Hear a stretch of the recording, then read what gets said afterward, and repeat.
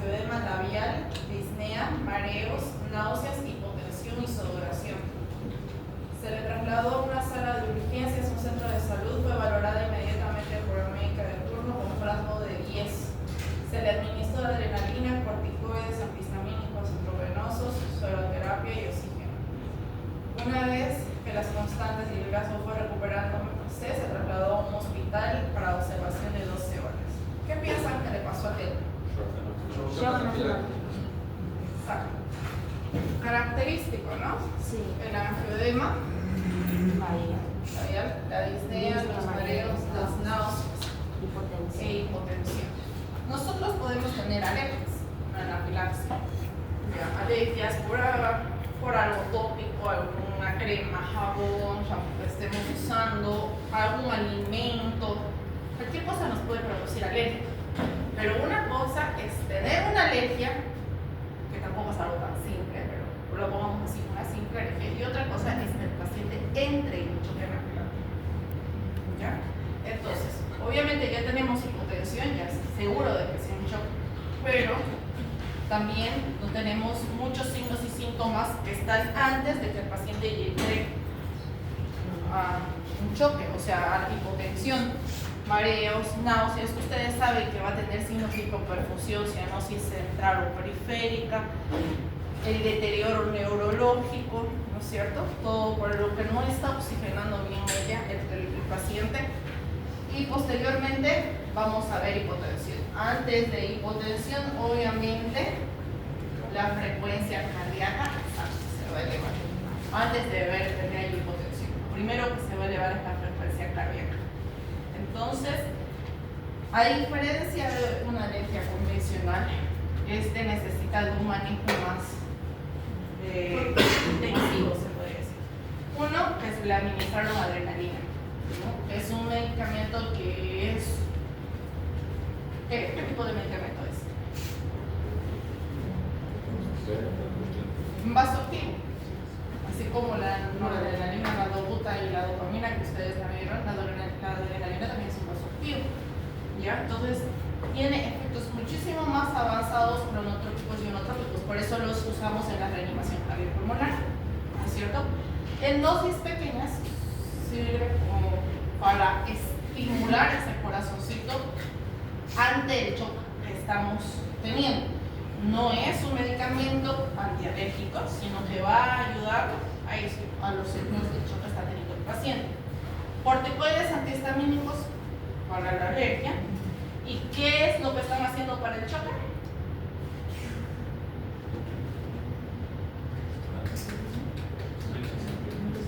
No, antihistamínicos es para la alergia. ¿Y cómo lo están manejando el choque?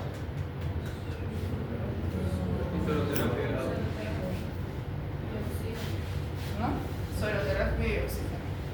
Entonces, como cualquier tipo de shock, lo primero que vamos a optimizar y priorizar es que la vía aérea esté permeable. Este angioedema nos puede producir edema de glotis, se cierra y este paciente hay que permeabilizar la vía aérea inmediatamente. ¿Qué haría? Muy poco probable que podamos hacer.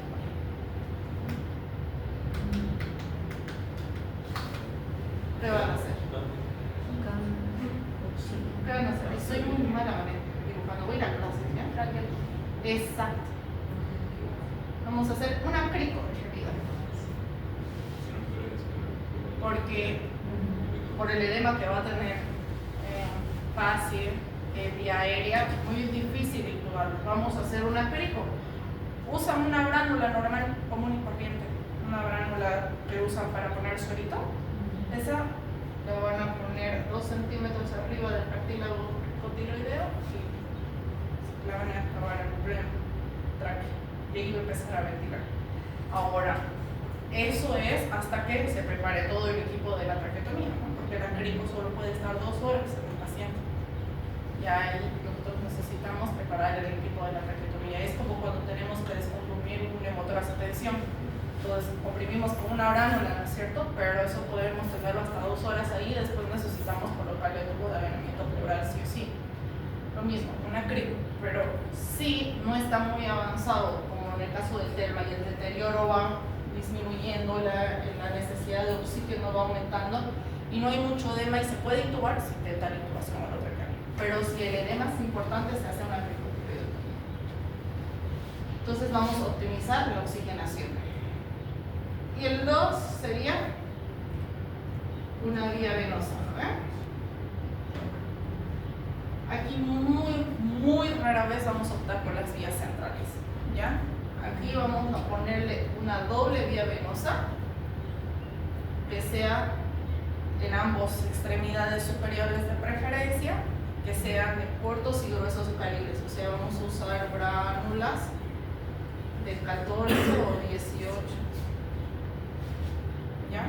French, porque necesitamos que sean gruesas, porque necesitamos bastante líquido, ¿ya? A diferencia del choque cardiogénico, que sí lo ideal es tenerle la vía central de un inicio, porque vamos a usar drogas vasoactivas, no vamos a dar volumen de hidratación. En los choques que vamos a ver hoy, sí vamos a necesitar volumen. Y la vía de administración es una venosa periférica con bránulas de corto y grueso calibre. La vía central es muy delgadita. Por ejemplo, la vía central tiene de 2 a 3 lúmenes. Si nosotros vemos, es una manguerita así y se divide en 3 cada uno de estos lúmenes. O sea, se imaginan el calibre de cada lumen es como el grosor de un cabellito. Y por ahí está pasando los vasoactivos, que está bien, porque nosotros vamos a pasar 4, 5, 10, hasta 20 ml hora las drogas vasoactivas. Pero es mucha, ¿no? 20 ml hora. No es como que necesitamos 2000 ml stat en un choque, digamos, ¿no? Entonces, no, por este calibre tan delgadito, o sea, por el grosor de un cabellito, no va a pasar 2000 ml. Eso sí, se los aseguro. Va a pasar por las vías de corto y grueso calibre. Todo choque, excepto el cardiogénico, doble vía periférica y vía hidratante, ¿ya? Todo a tolerancia del paciente. ¿Cuál es el primer síntoma de sobrecarga? Los reflectores crepitales. Muy bien. Los pulmones es lo primero que van a empezar a sonar si el paciente se está sobrecargando.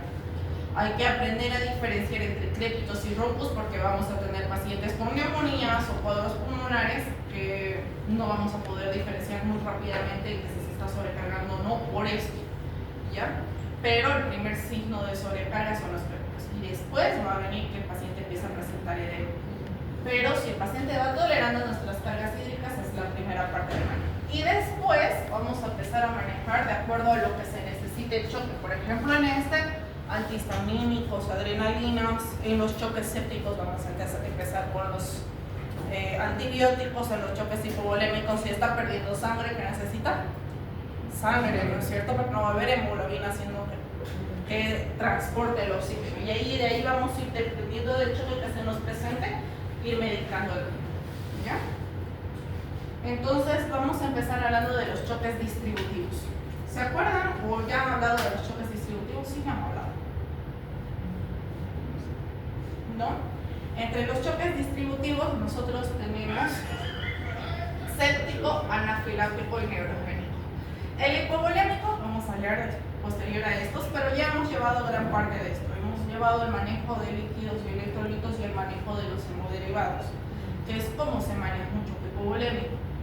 Los obstructivos normalmente los llevan en cirugía porque son neumotórax, taponamiento cardíaco, ¿cierto? Los que pueden producir choques obstructivos, y el cardiogénico ya lo conocen. Entonces nosotros vamos a llevar estos ahora, ¿ya?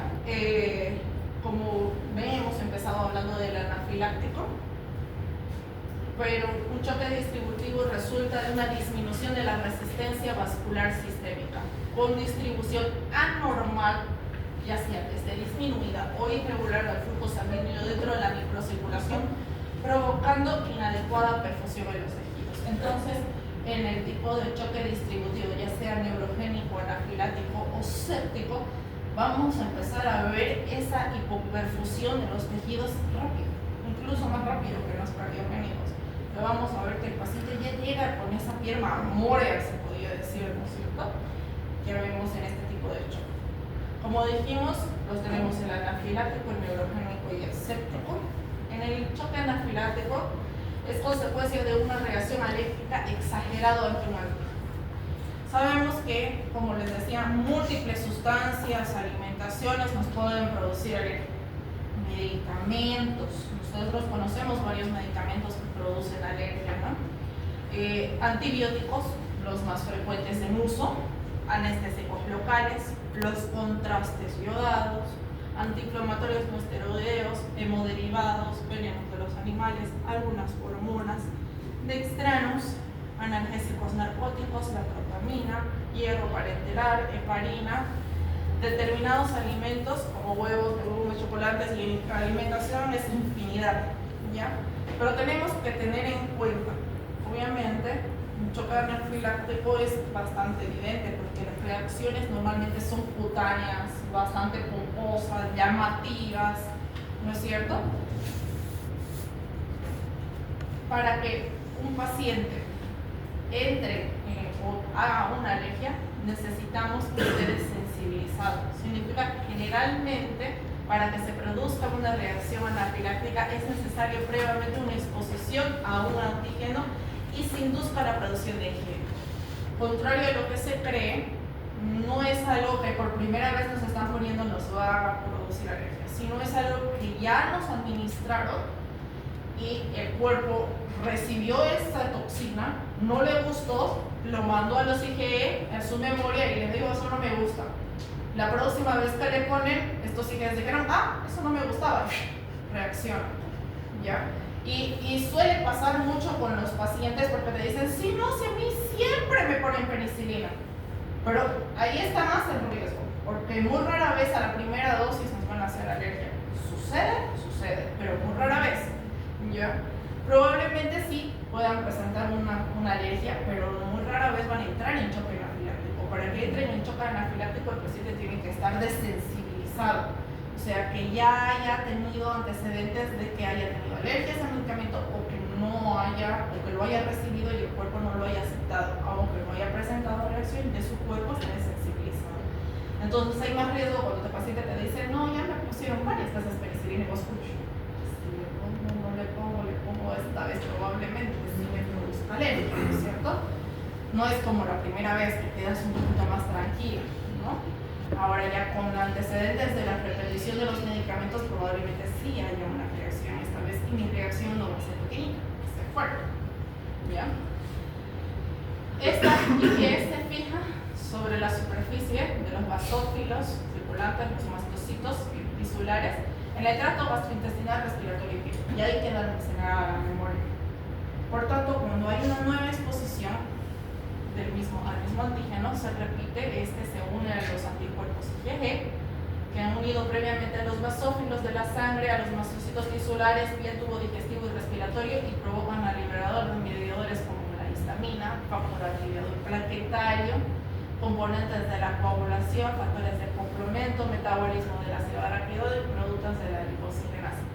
Y ahí es que va a empezar la cascada inflamatoria.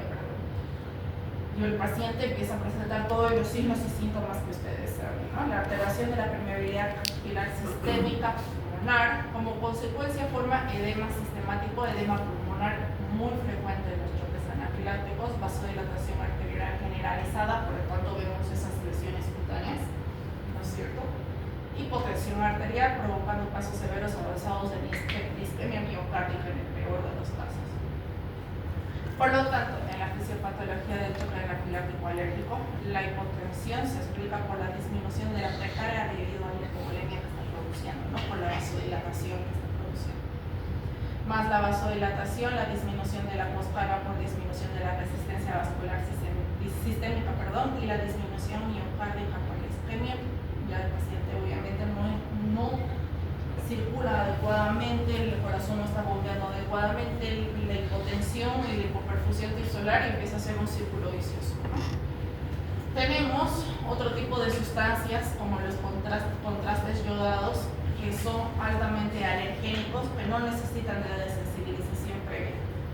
Hay sustancias también aparte de los contrastes yodados, medicamentos como el suero antirrábico, el suero antiofídico para el veneno de las serpientes, que como están inoculados en suelo de animal, son altamente alergénicos porque están llenos de proteínas.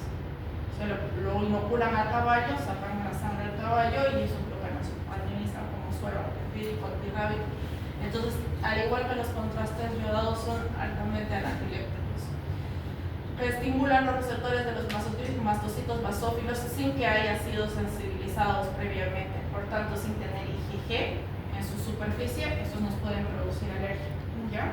Entonces, por eso normalmente cuando vamos a administrar contrastes yodados, se informa al familiar y se maneja con corticoides inmediatamente se haya visto la primera reacción.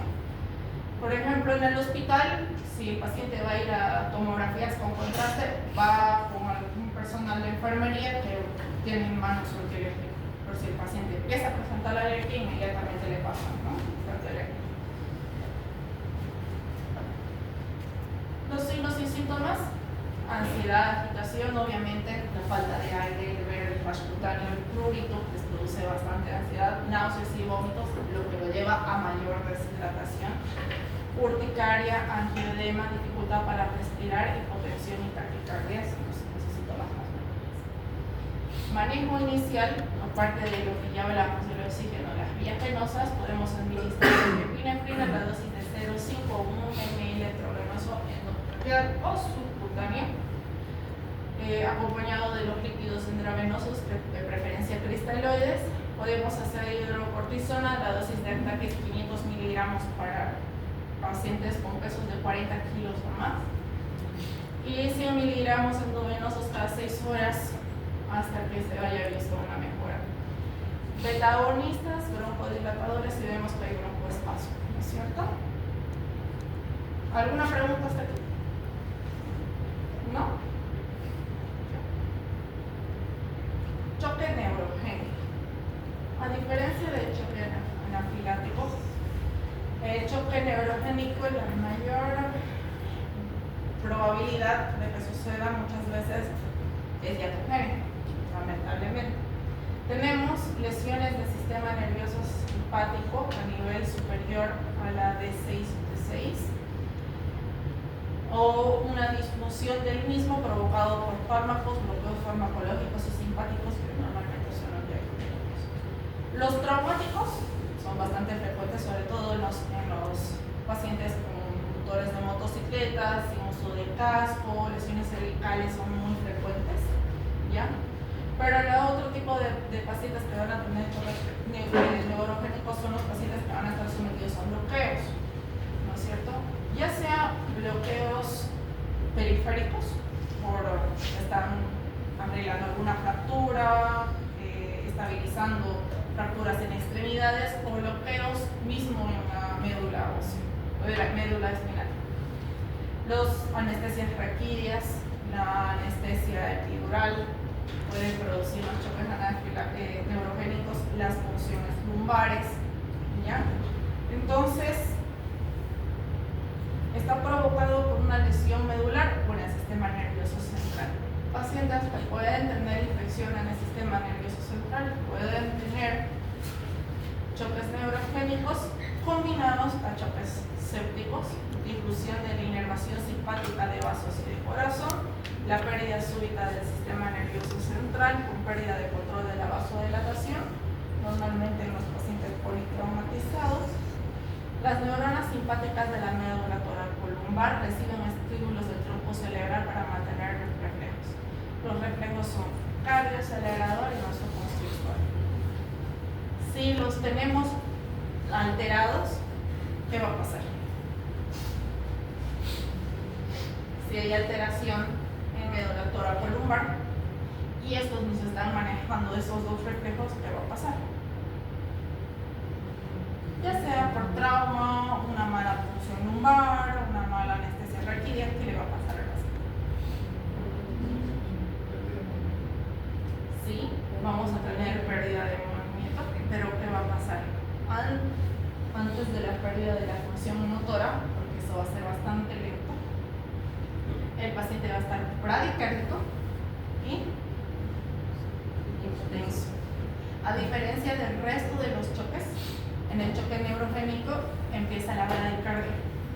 lo que lo diferencia del resto de los choques. ¿Ya? En esta van a ver, nos ha pasado que antes de que empiecen a tener pérdida de la movilidad, los pacientes empiezan a presentar bradicardias extremas. La vasoconstricción no va a haber, van a empezar a tener vasodilatación, por consiguiente van a empezar a hipotensar. Entonces, este tipo de choque necesitamos de hacer un manejo un poquito más avanzado. ¿Qué necesitaríamos? ¿Cómo? ¿Qué le pondrían ustedes? Ajá. Aquí vamos a poner su vía venosa y vamos a usar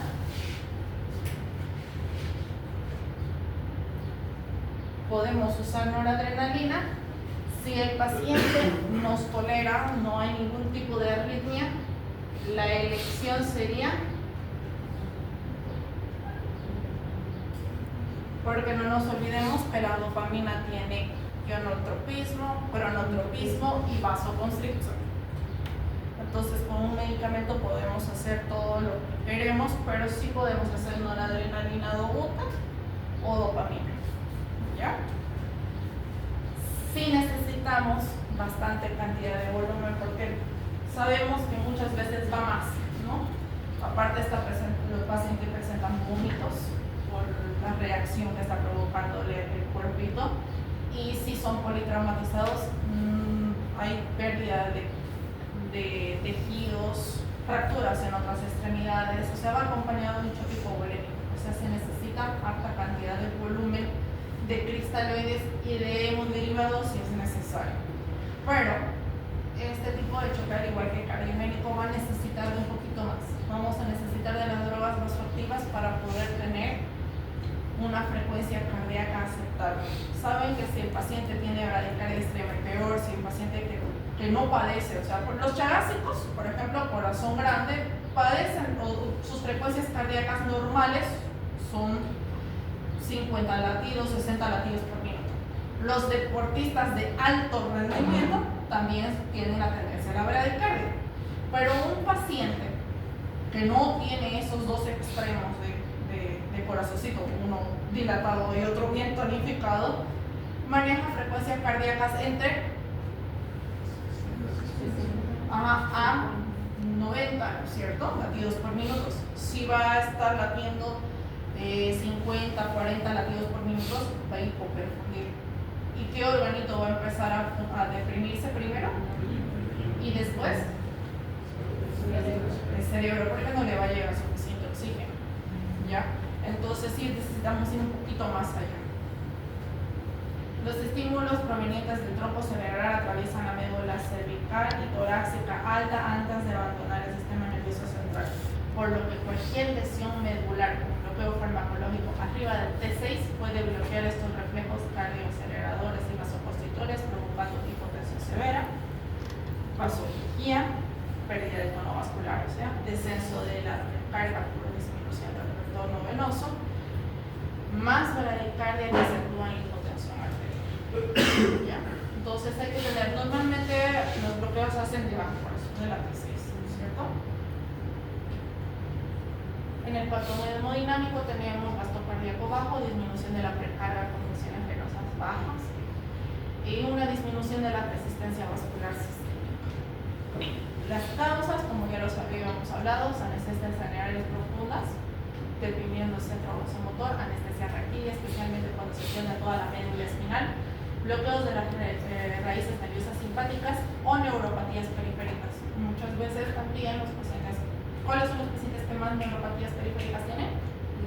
Los diabéticos. Pueden hacernos si ya hay una lesión, va ascendiendo la lesión en la médula ósea y ya llega hasta un nivel en que eso ya no es un tonismo adecuado y empiezan a tener este tipo de choque. Los signos y síntomas: hipotensión con una depresión del pulso amplio, frecuencia cardíaca normal o bradicardia. Vamos a entender que van a estar polineos, respiración diafragmática, obviamente no van a usar no van a tener una respiración respiración adecuada, van a usar los músculos del diafragma. Lo primero, soporte respiratorio, como ya habíamos mencionado, es circulatorio, siempre tienen que estar bien hidratados, soluciones cristaloides o coloides, y necesitamos de los medicamentos vasoactivos, adrenalina, noradrenalina, dopamina o dobutamina. El que quieran adrenalina es un poquito más difícil de manejarlo, el paciente sería taquicardizar demasiado y por pensar muy rapidito. Mi consejo es dopar en este caso. ¿Ya? Si el paciente no nos tolera la dopamina, ya hacemos noradrenalina doble. No se olviden que estos siempre van combinaditos para tener ambos efectos. La dopamina nos va a dar lo de los dos en un solo medicamento. Choque séptico. Un choque séptico. Aquí sí se van a enredar un poquito más. Y no porque estamos hablando de choque séptico, sino porque vamos a hablar de antibiótico-terapia.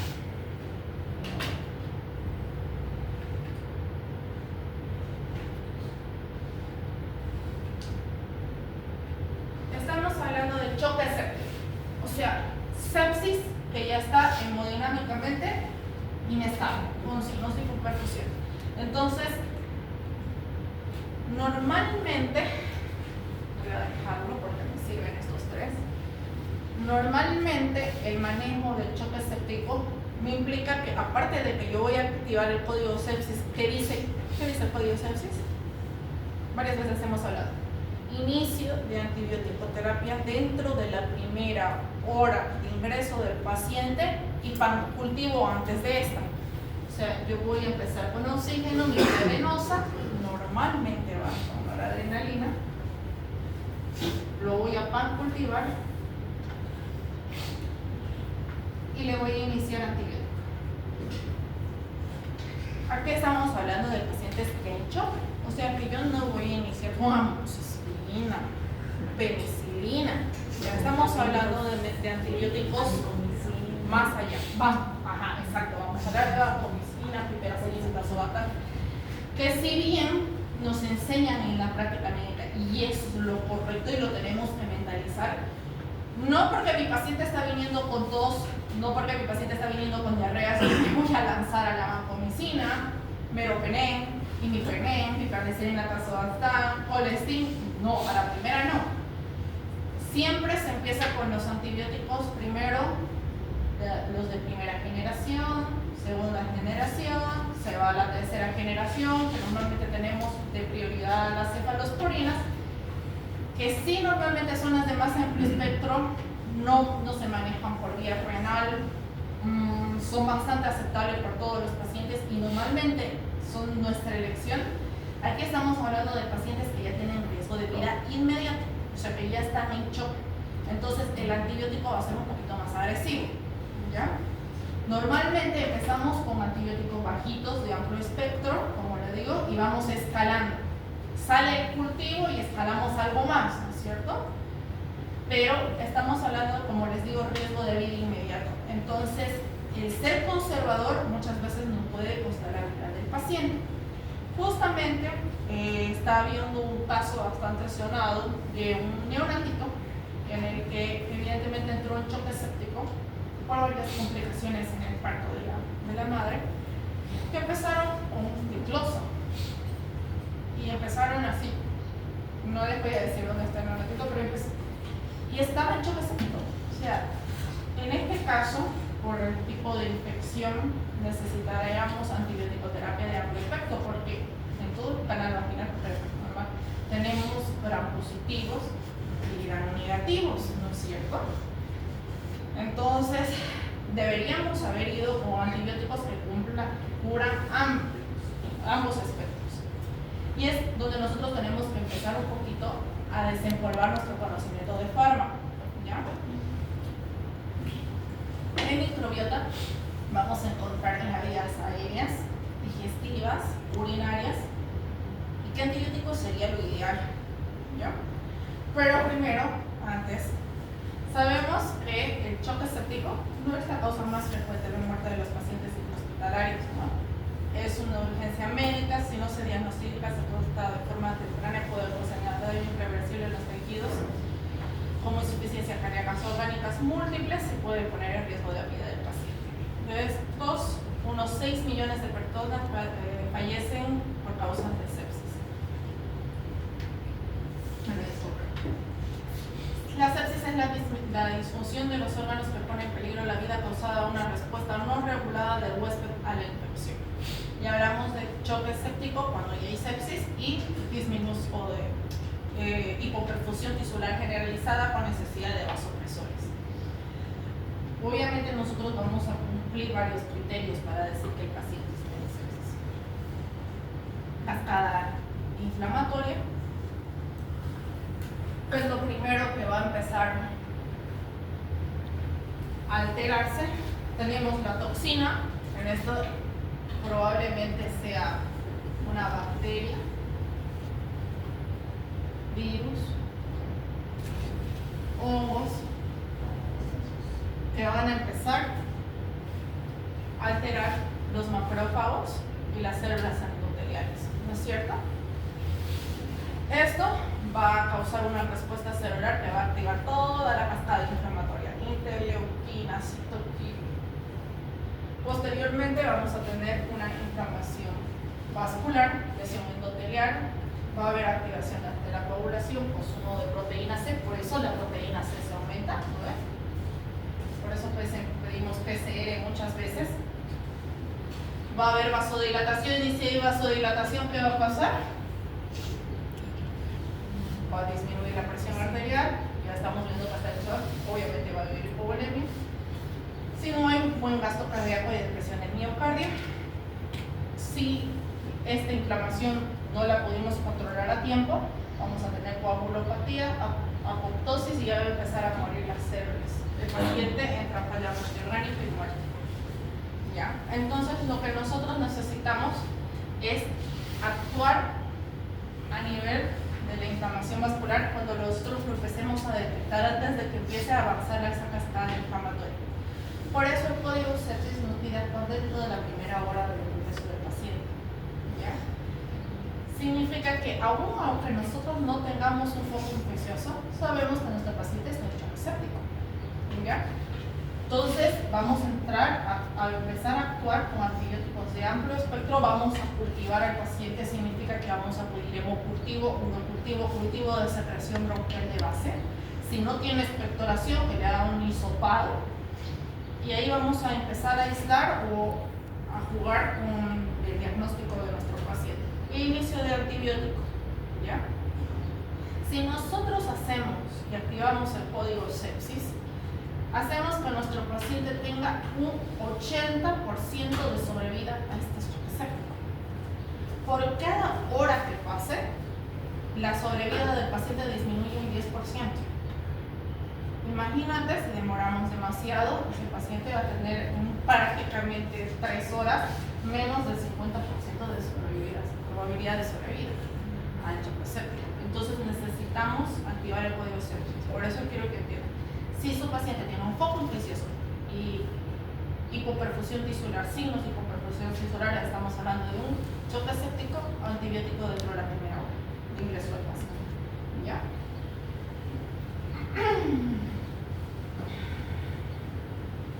Necesitamos hablar de una detección y diagnóstico precoz. Para eso, la primera fase de detección y diagnóstico precoz es la anamnesis.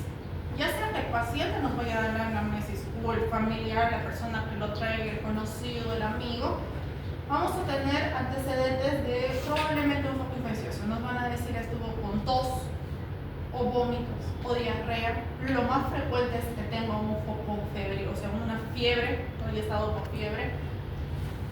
Disura por aquí de tenesmo, vamos yendo de abajo hacia arriba, ¿no es cierto? Si es abdominal, vamos a tener signos de irritación peritoneal. El examen físico te van a referir dolor abdominal, ¿no? Tos con expectoración, hablando de vías aéreas, y neurológicamente el paciente va a tener deterioro neurológico. Los familiares te dicen, estaba velando bien y de pronto empezó a balbucear y a las horas deteriorando reacción. Entonces ustedes van, hacen pruebas de rigidez de nuca, nunca va a estar Henning y Krusinski positivo, estamos hablando de una meningitis, ¿no? ¿no? Si escuchan pulmones, roncos, estertores, sibilancias, ya probablemente hay alguna neumonía, un proceso pulmonar, ya sea bacteriana, fúngica o vírica, es un proceso. Podemos ver orofaringe bastante infectada, con pústulas.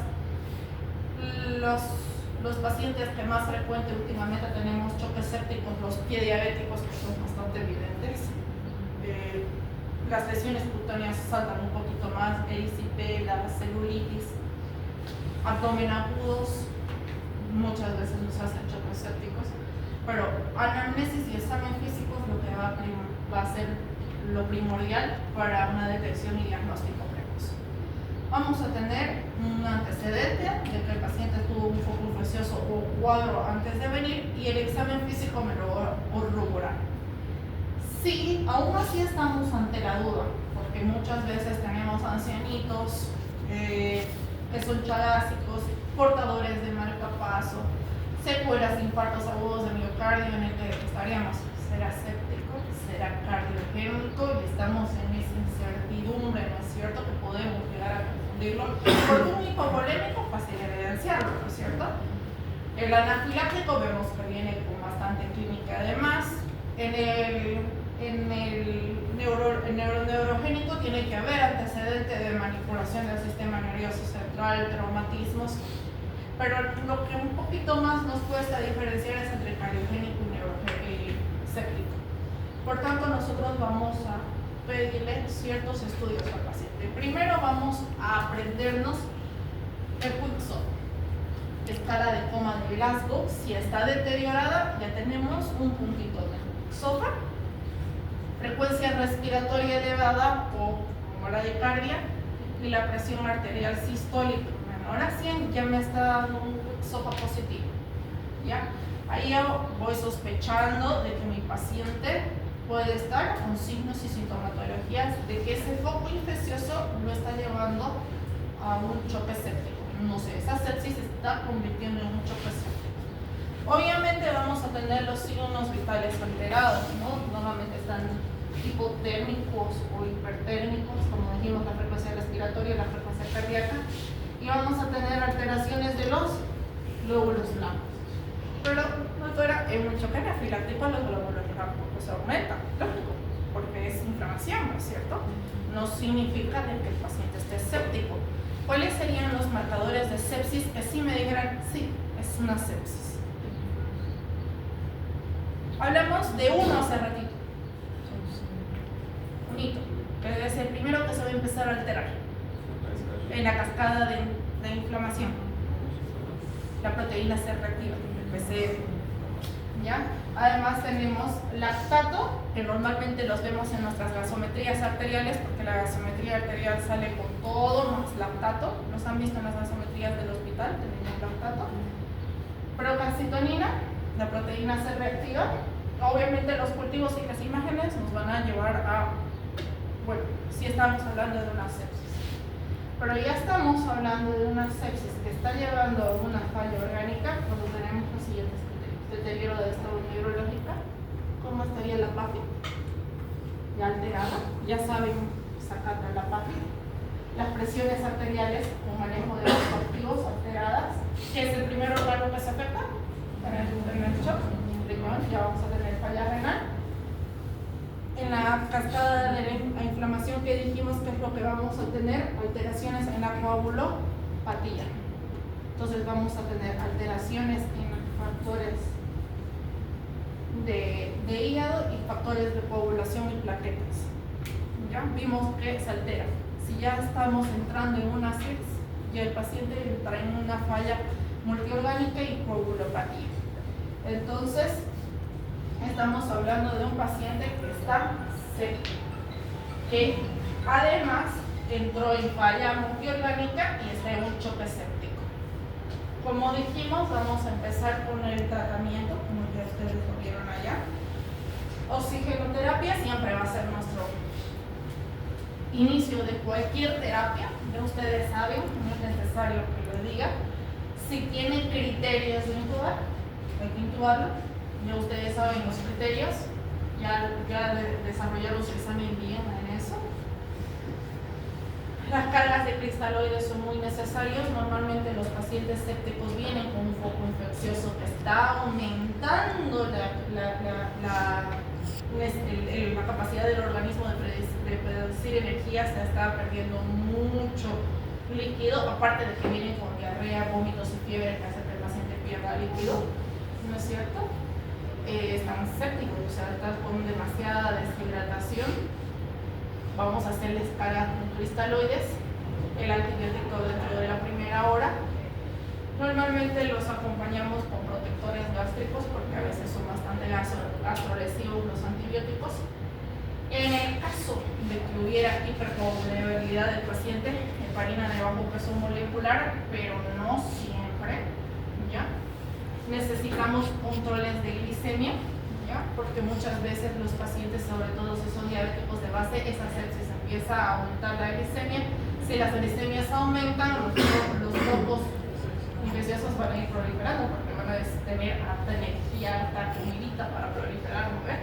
Entonces los controles de glicemia normalmente son endovenosos, ya en esta vez no vamos a hacer subcutáneos, ¿ya? Y se manejan con insulina cristalina, no NPH, porque la cristalina se metaboliza rápido. Y hay veces que los pacientes, como van a quedar mucho tiempo en EPO, sobre todo si son quirúrgicos, necesitamos que esa insulina se metabolice rápido, el NPH va a quedar circulando y los pacientes no pueden hacer hipoglicemia. Muchas veces vienen con hipocalcemia y sobre todo nuestros pacientes hacen acidosis metabólica. Por tanto, si tienen un pH igual o menor a 7 y un bicarbonato igual o menor a 15, se corrige la acidosis metabólica, porque esa acidosis va a empezar a que el paciente empiece a descompensar, va a empezar a hiperventilar, y no van a funcionar bien los vasoactivos si el paciente está en acidosis metabólica. Saben los manejos de los vasoactivos, transfundir hematías si es necesario, sobre todo si va a entrar a quirófano porque la resolución de la sepsis es quirúrgica, un abdomen agudo, fracturas expuestas, por ejemplo, que puedan llegar a estar en un tubo séptico, plaquetas, solo si hay signos de hemorragia o va a entrar a cirugías, ¿ya? Mientras tanto nos reservamos. Si está en coagulación intravascular diseminada, se transfunde plasma fresco congelado. Y aquí la controversia, aquí. Lamentablemente, si en la bibliografía antigua nos pedían que nosotros hagamos hidrocortisona. Hay estudios que nos dicen sí, hay estudios que nos dicen no, y bueno, ahí andamos. Pero si el paciente no tiene respuesta a los vasoactivos, o sea que uno inició vasoactivos, ya sea noradrenalina, vasopresina, o los combinamos, porque ustedes siempre van de la mano estos dos, y aún el paciente sigue con signos de hipoperfusión, normalmente necesitamos de un mineralocorticoide que vaya a estimular, uno, la respuesta a la reacción de los vasoactivos a nivel nervioso central, ¿ya? Y dos, como control de la inflamación. Pero, ¿cuál es el contra de los corticoides?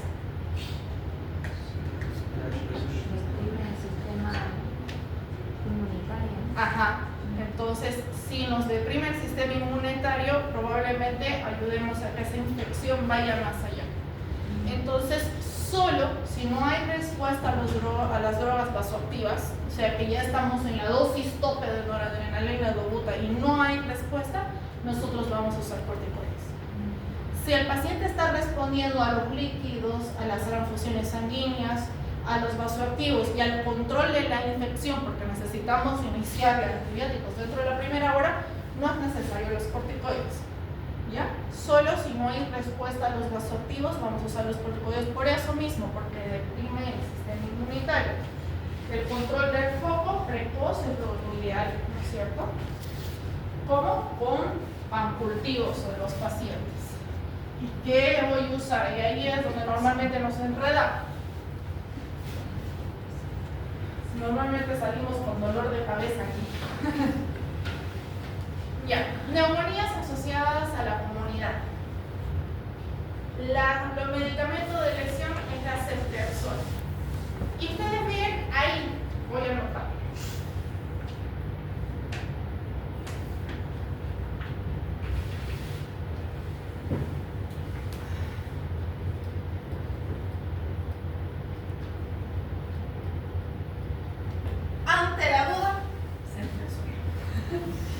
Pega de la cabeza a los pies.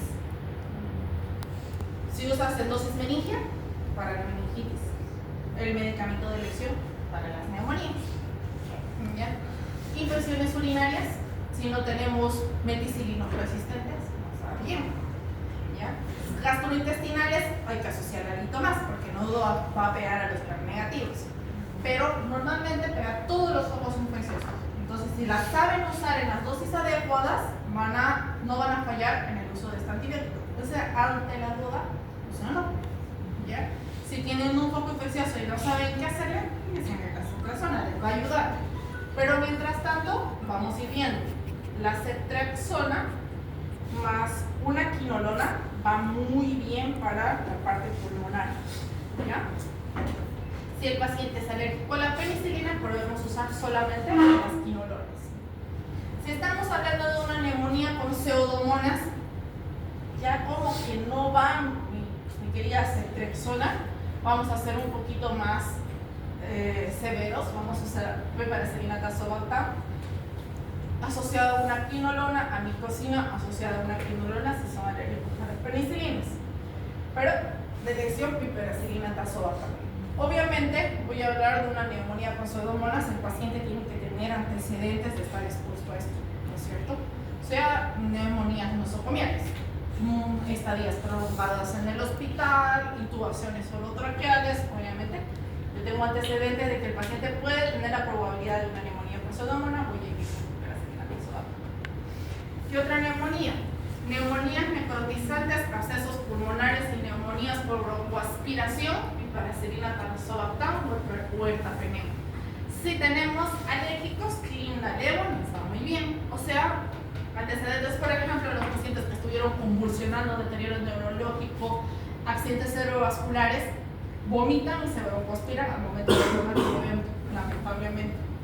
Entonces, ya estos al ingreso sí se les tiene que iniciar el programa de antibiótico-terapia porque es alimento en la vía aérea. Entonces, esa neumonía no va a ser como una neumonía asociada a la neumonía. Neumonías por sospechas de medicamentos que son meticilinos resistentes, colosal. Ahí sí ya me voy directo con Mimesorin, lamentablemente. Este es nuestra última generación. El antibiótico que ya más a ese no hay, lamentablemente. Pero eso ya es meticilino resistente. O sea, va a ser resistente, ¿no? Sobre todo a las cefalosporinas y piperacillina tazobactam. Entonces ya ahí ya me voy con Mimesorin. Solo si yo tengo ya por cultivo, es la única vez que vamos a decir si es un meticilino resistente, solo por cultivo. En clínica no podemos diferenciar, solo por cultivo. Pero clínicamente podemos sospechar de una pseudomona, neumonías por broncoaspiración o asociadas a la comunidad. ¿Ya? ¿Hasta ahí alguna duda?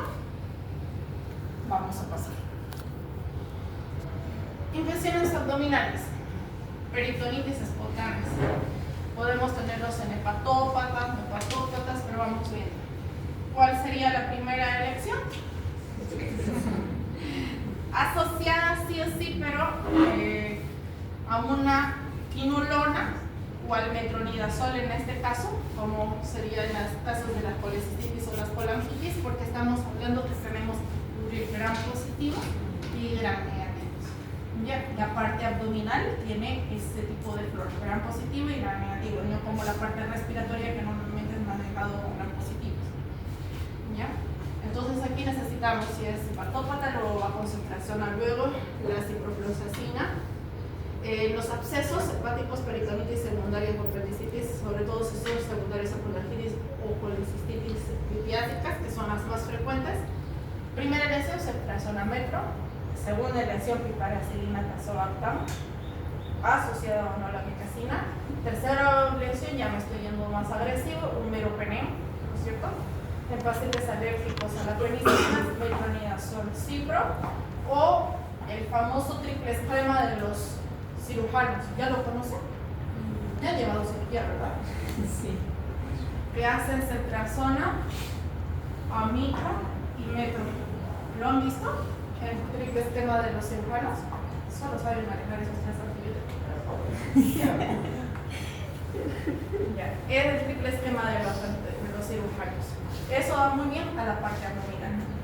Si el paciente, estamos hablando de un paciente que estuvo sometido a múltiples cirugías, reconstrucciones de trastes intestinales o más, le van a dejarlo en la parotomía contenida, es un paciente como que con el típico triple esquema no vamos a ir bien, porque ya es una laparotomía contenida, saben que es, no le ponen la bolsa de Bogotá y lo dejan abierto así. Entonces es un paciente que tiene exposición de masa intestinal al tejido, al ambiente contaminado del hospital. Normalmente vamos con vanco y mero juntos, vancomicina y meropenem, para cubrir un amplio espectro de antibióticos. Esto hablando de focos abdominales, ¿ya? Urinarios. Pielonefritis, prostatitis, etilidimitis, orquitis, ¿con quién va bien? Pero hay que asociarla a la micacina, porque va bien a la parte urinaria. Las manipulaciones urológicas previas, obviamente si al paciente le colocaron un doble J o ya le hicieron una litotripsia y además está empezando a presentar una infección urinaria, ya ha entrado a manipulación e instrumentación, ya no podemos ir solo con la secreción y la micacina. Tenemos que ir más allá porque ya hubo exposición de este paciente, será piperacilina tazoalta o meropenem. Esto puede ir asociado a la micacina o no, pero necesitamos ser así agresivos. Piperacilina tazoalta o meropenem. Meningitis. En meningitis tenemos no inmunocomprometidos y los inmunocomprometidos. En los no inmunocomprometidos o cualquier otro paciente que haya hecho infección meningia, puede ser cefotaxima o ceftriaxonectosis meningia más vancomicina. Eso sería lo ideal. Sí podemos hacer ampicilina, pero ahorita ya no se está usando mucho, si o sí vamos con estas dos. Pero si el paciente está inmunocomprometido, significa que es portador del virus o tiene sobreinfección por alguna otra causa, tuberculosis, hepatitis B, hepatitis C, ya el paciente necesita ir más allá. Merobanco o vancomicina sería lo ideal. Las heridas traumáticas secundarias son una cirugía porque están con derivación de líquido cefalorraquídeo. Necesitamos también ser más agresivos, que es el meropenem o vancomicina, siempre estamos hablando de las. No es, si ustedes ven, no son las antibióticoterapias normales a un paciente con derivación ventricular externa. Estamos hablando de que son pacientes con choque seco, ¿ya? Por eso son antibióticos mucho más agresivos.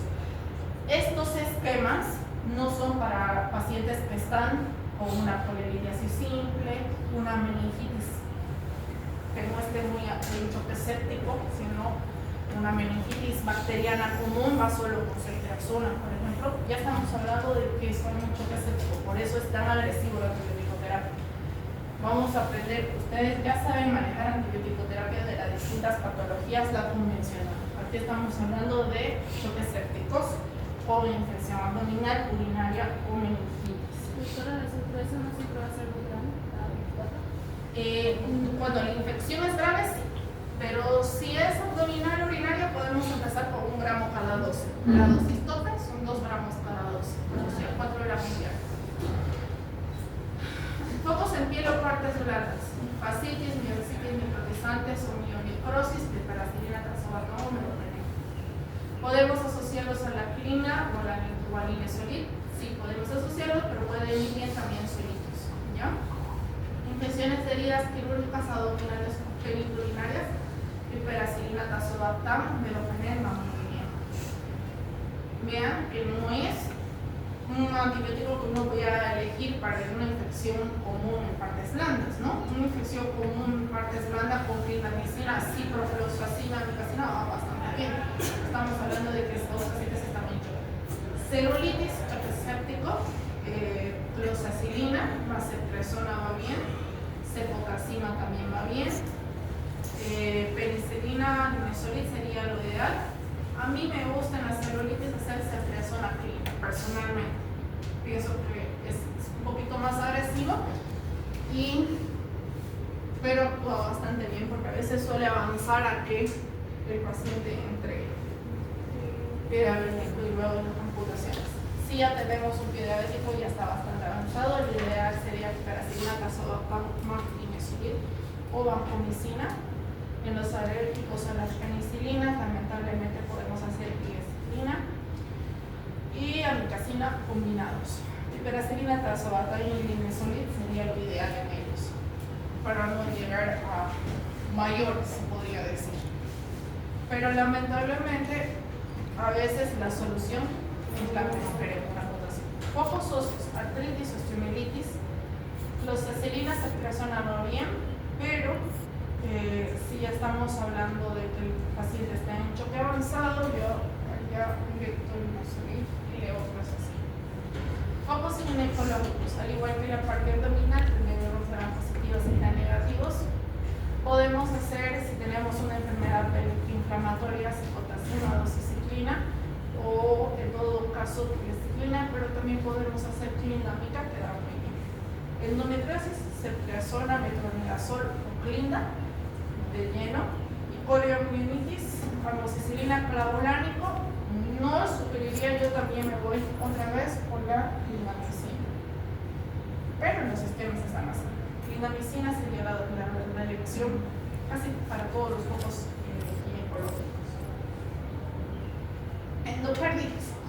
Las endocarditis son más difíciles de manejar, pero es importante que si en este caso el hemocultivo sea por 2, o sea, vamos a necesitar un hemocultivo adicional. ¿Ya? Realizar 4 extracciones de hemocultivo sería lo ideal. Tenemos que ver si la infección es sobre una válvula nativa, la infección es aguda, subaguda o crónica, si es en usuario de vías parenterales o si es en válvulas protésicas, se requiere de colocar una válvula. Sobre una válvula nativa, o sea, significa que la infección es una endocarditis aguda común. La ampicilina, la proxacilina y la gentamicina van muy bien, pero lo ideal es la vancomicina y la genta. ¿Ya? En las válvulas nativas, cuando ya estamos hablando de una infección crónica, igual vancomicina y genta sería lo ideal. Si el paciente usa drogas por vías parenterales, si es consumidor de sustancia, o no necesariamente eso, sino los renales crónicos con catéteres de hemodiálisis nos pueden hacer endocarditis por el uso de las vías parenterales, podemos usar la vancomicina, pero aquí me gusta usarla esta, porque esta sí se sobreinfecta muy rapidito. ¿Ya? Sobre las válvulas protésicas o infecciones de marcapasos también va la vancomicina. Entonces, focos endocárdicos de elección directito, vamos a la válvula. Normalmente los focos de endocarditis se manejan con la ceftriaxona, pero aquí estamos hablando que los pacientes están en choque séptico, por eso vamos a preferir vancomicina. Si no estuvieran en choque séptico, sería ceftriaxona. ¿Ya? Ahora, no encontramos un foco. Sabemos que hay fiebre, sabemos que hay, pero muchas veces por la magnitud de la gravedad, porque el paciente llega ingreso de coagulación intravascular diseminada, fallas multiorgánicas, no podemos llegar a un foco de diagnóstico tan preciso.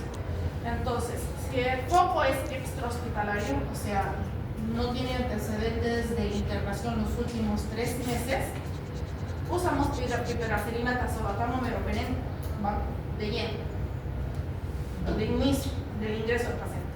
Piperacilina o merobanco, pues sería la antibioticoterapia de elección. Si el foco es intrahospitalario, se añade a la merobanco amikacina. ¿Ya? Entonces haríamos merobanco amica. Sería ideal añadirle fluconazol porque en los hospitales lamentablemente lo abunda. Entonces vamos a necesitar cubrir un foco micótico más. Si nosotros no tenemos claro el foco infeccioso del paciente. ¿Ya? Como veíamos, siempre vamos a ver que los pacientes sépticos de solución multidisciplinaria con implicación de los especialistas necesarios para el control del foco y manejo hemodinámico. Obviamente, si tienen que operar, tenemos que ver un cirujano, traumatólogo, cardiólogo para el manejo de las endocarditis, porque probablemente necesitemos tenemos ecocarditis, peor cateterismo, colocaciones de marcapasos, esos pacientes normalmente van a UCI. ¿Ya? El diagnóstico anatómico de la infección para el control de la fuente emergente para poder proceder a la elección más rápida del antibiótico sería ideal para un control del foco adecuado. Necesitamos mantener presiones arteriales medias adecuadas, un lactato menor a 2, saturación venosa central o de la vena cava superior mayor a 70%, si estamos hablando de periférica, o venosa mixta alrededor de mayor a 65%, una diuresis, porque sabemos que es el organito que primero se oferta, mayor a 0,5 ml kilogramo hora y una presión venosa central entre 8 y 12 milímetros. Esos son los objetivos que tenemos que lograr dentro de las 6 primeras horas. Necesitamos que la monitorización del estado clínico sea multiparámetro, presión arterial, diuresis, las constantes de signos vitales cada hora. Necesitamos estados analíticos a repetir de soja, lactato, procalcitonina, las presiones venosas constantemente, la evaluación continua de la estabilidad clínica y el destino del paciente, como decimos siempre, tiene que ser el terapia intensiva. ¿Alguna pregunta? ¿El shock aséptico? Marea un poquito los antibióticos. Los antibióticos no son para el uso convencional. O sea, no significa que te va a llegar un foco infeccioso o una infección urinaria y ustedes lo van a atacar con bancos, ¿no? Estamos hablando de que estos antibióticos se están usando para focos infecciosos, neumonías, infecciones ginecológicas, pero en pacientes en choque séptico. ¿Ya? Choque séptico. Sepsis podemos manejarlos normalmente, casi todo como se relaciona con los días, pero estamos ya este paciente en riesgo de vida, choque séptico. Por eso los antibióticos son más allá. ¿Ya? No son los convencionales. Una infección urinaria se la puede manejar con amoxicilina, clavulanate endovenoso, surlaptan, ceftriaxona, amikacina endovenosa fácilmente. Pero si ya está en choque séptico, hay que ir más allá, ¿no es cierto? Por eso, cuando les pasen los esquemas, no significa que a todas las infecciones urinarias debemos utilizar pipetazo, ¿no? Entonces, son pacientes en choque séptico que tienen infección urinaria, meningitis, abdomen agudo, neumonía. Entonces, el antibiótico es muchísimo más agresivo. ¿Ya? Eso sería, doctores. Ahora yo se las paso al WhatsApp entonces.